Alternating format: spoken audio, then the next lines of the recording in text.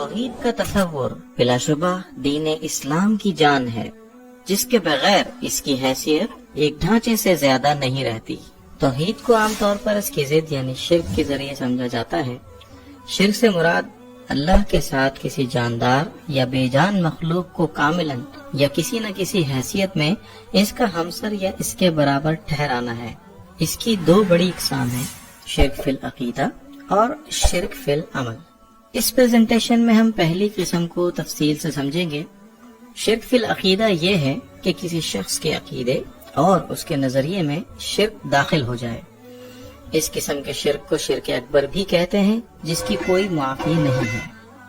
شرک اکبر کی دو مزید بڑی قسمیں ہیں، جس کو ہم شرک فی الذات اور شرک فی الصفات کے نام سے جانتے ہیں۔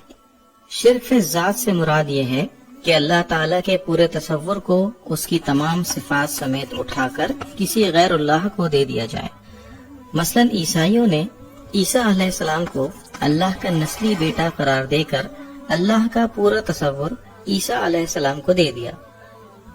اسی طرح یہودیوں کے ایک گروہ نے عزیر علیہ السلام کو اللہ کا نسلی بیٹا قرار دے کر شرک فی الذات کا ارتکاب کیا۔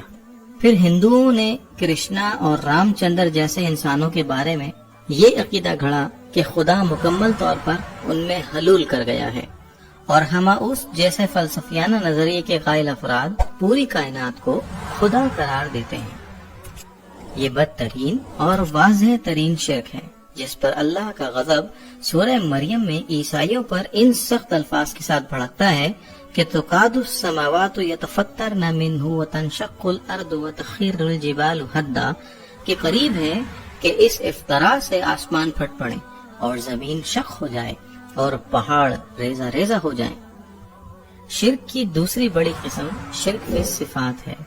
اگر اللہ تعالیٰ کی ایک بھی صفت غیر اللہ کو دے دی جائے یا ایسا نظریہ اپنا لیا جائے جس سے کسی ایک صفت کا انکار ہوتا ہو، تو چاہے باقی تمام صفات مانی جا رہی ہوں، شرک فی الصفات واقع ہو جاتا ہے۔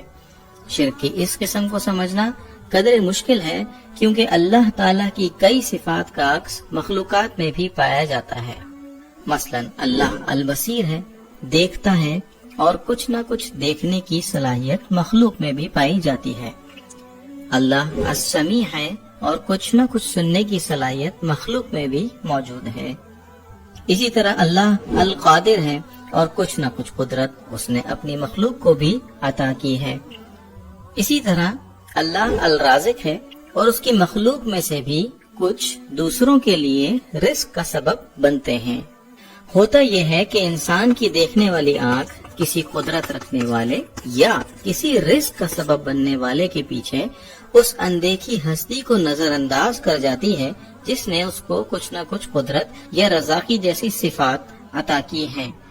اس ضمن میں اللہ اور مخلوقات کی صفات کے مابین تین بنیادی اختلافات کو سمجھ لیا جائے تو شرک فی صفات کی شناخت مشکل نہیں رہتی۔